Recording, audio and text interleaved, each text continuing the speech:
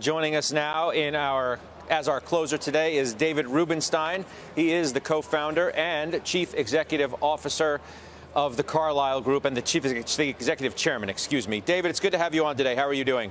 My pleasure to be here. Thank you very much.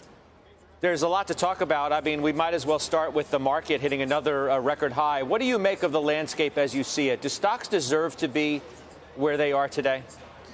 Well, the market always reflects what people think, so I guess it deserves to be here to some extent. But on the other hand, you have to always worry, can it get any better than this? It's been so wonderful for the last year or so.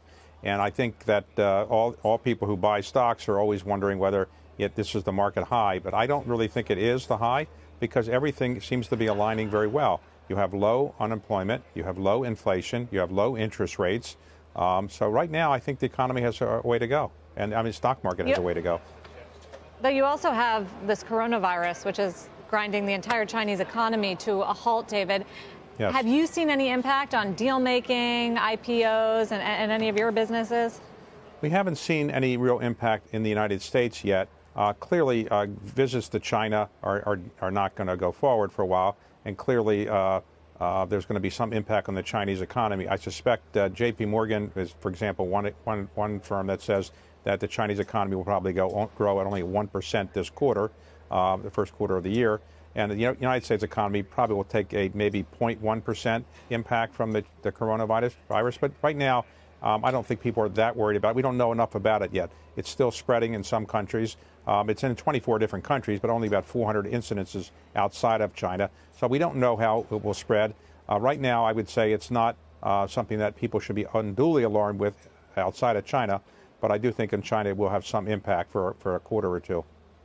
You interviewed the Fed chair not all that long ago. You said on our network not all that long ago as well that you thought he was doing a pretty good job, Jay Powell. Would the market be where it is right now without what the Fed is doing? And how long do you think the Fed should continue to keep interest rates where they are?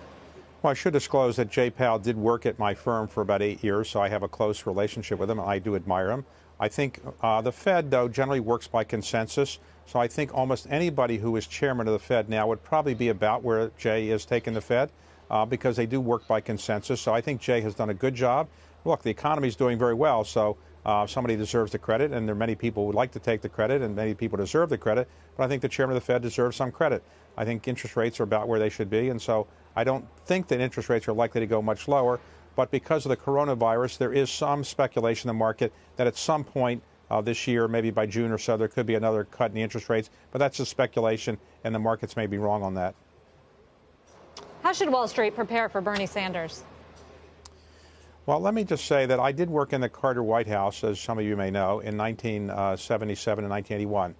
Jimmy Carter was the last non-incumbent Democratic candidate to win the New Hampshire primary. In other words, it's been more than 50 years since somebody who wasn't already president of the United States, like Barack Obama or Bill Clinton, won the New Hampshire primary and went on to become president of the United States. So the history of New Hampshire picking people who go on to be president of the United States, at least for the last half century, hasn't been wonderful. So I don't think the markets are probably that unduly worried about Bernie Sanders in terms of whether he's likely to be president of the United States or not, because I don't think New Hampshire is a great indicator yet.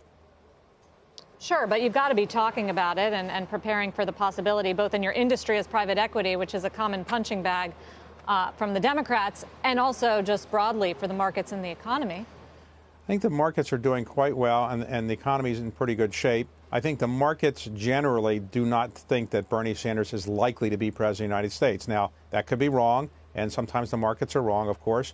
But at the moment, I don't think that Bernie Sanders is seen as somebody by the markets, maybe not by Democratic activists or his supporters, but I don't think generally the markets think that he's likely to be president of the United States.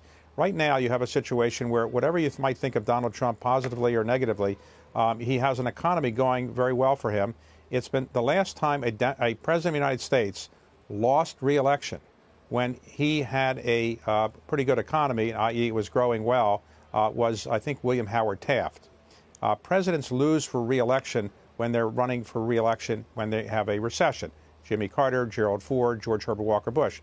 Right now, with the economy doing so well, you see statistics like the one we saw today where 61 or 62% of Americans now say that they are feeling better off economically than they were 3 years ago. That's a very high number, probably the highest number we've seen. So with those kind of numbers, I don't think the markets expect that all of a sudden you're going to have a revolution and have someone like Bernie Sanders get elected. Now, that could be wrong, but where the markets are today, I don't think they feel that Bernie Sanders is likely to be elected President of the United States.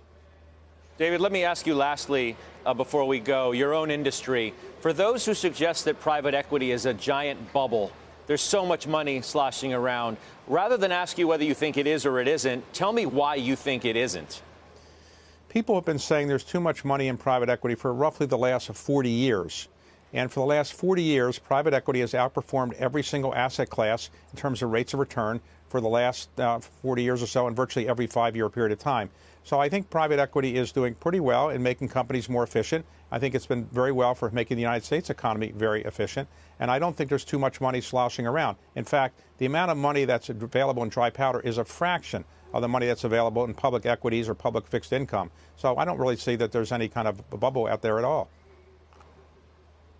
All right, David, we appreciate your time so much. Thanks for being our closer today.